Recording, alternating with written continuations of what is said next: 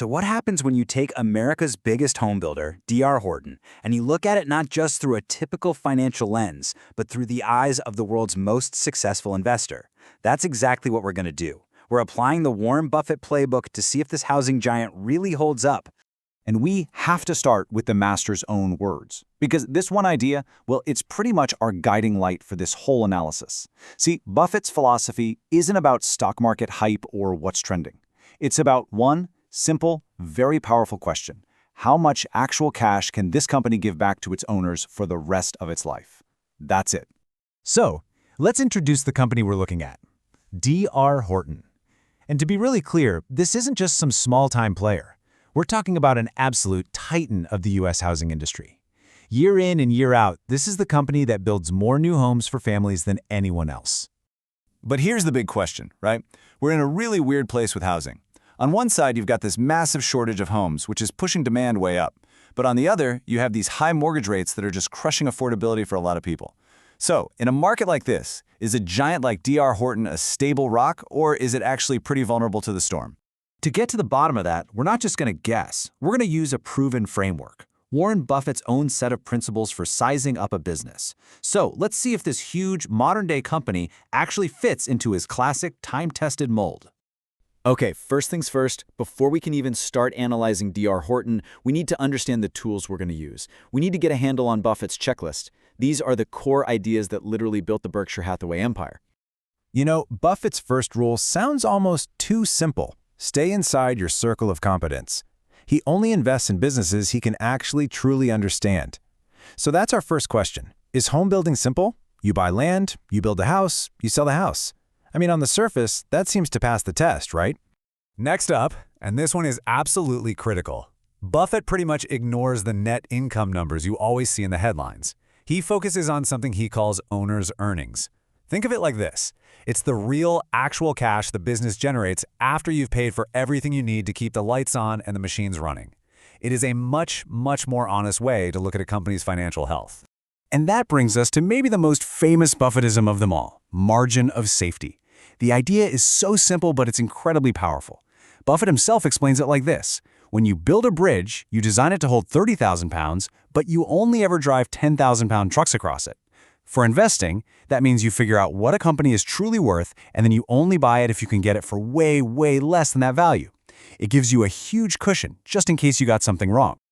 So, that boils everything down to a pretty simple three-step process. Step 1.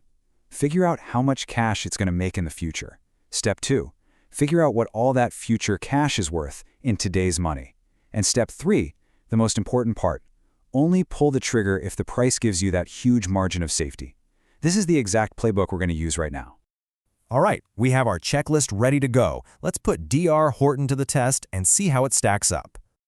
Okay, right off the bat, we see a big green flag for any value investor. For 12 straight years, D.R. Horton has raised its dividend. That is a really powerful signal. It shows consistent cash generation, the ability to not just pay for everything it needs to run, but to have enough left over to give more back to shareholders year after year. But, and this is a really interesting twist, take a look at where the actual returns for investors have come from over the last decade. That nice, steady dividend? It's actually a tiny slice of the pie. Almost 94% of the total return came from capital gains, from the stock price itself just going up. And what this really tells us is a key point. Yeah, the dividend is a great sign of a healthy business, but this is not the kind of stock you'd buy for a steady income stream. It's really been a growth story, rewarding investors because the company itself got bigger and more valuable, not because of its cash payouts. So let's pop the hood and look at the engine. The numbers are seriously powerful. Over $33 billion in revenue, and more importantly, almost $3.3 billion in free cash flow. Which, by the way, is the closest number we can easily find to Buffett's owner's earnings. And look at their focus. A whopping 65% of their business is with first-time homebuyers. They're targeting the very heart of the market, where demand is the strongest. Okay, but here's the thing. No company is an island, and that is especially true for a home builder. Its success is directly tied to the health of the entire housing market and the economy. So we have to understand the world it's living in. And this slide really shows the tug-of-war that's happening right now. On one side, you have this incredibly powerful tailwind. For years, America just hasn't built enough houses. But on the other side, there's this massive headwind. High mortgage rates are absolutely hammering affordability, and it's forcing builders like D.R. Horton to offer big incentives just to get deals done. So is there any relief in sight from those headwinds? Well, according to Morgan Stanley, maybe. Now, we're probably not going back to those super low rates we saw a few years ago, but the forecast does show a clear downward trend from that peak in 2023. A drop towards 6%, or even a little lower, could be the exact tipping point that brings a flood of buyers back to the market. All right, it's crunch time. We have the Buffett framework, we have the company's numbers, we have the context of the market. It is time to bring it all together and run the final calculation. This is the big question we've been working towards. And look, just to be super clear here, this is a way to think about a business. It is not investment advice. We're just applying the checklist. So when we lay it all out on a Buffett-style scorecard, the picture gets really clear. The pros? They're compelling. It's a simple business to understand, it's the leader in its field, it's a cash-generating machine, and it serves a basic human need. But the cons? They're just as big. The entire industry is cyclical and wildly sensitive to interest rates. That's a huge factor that management has absolutely no control over. And that leaves us with this one last thought.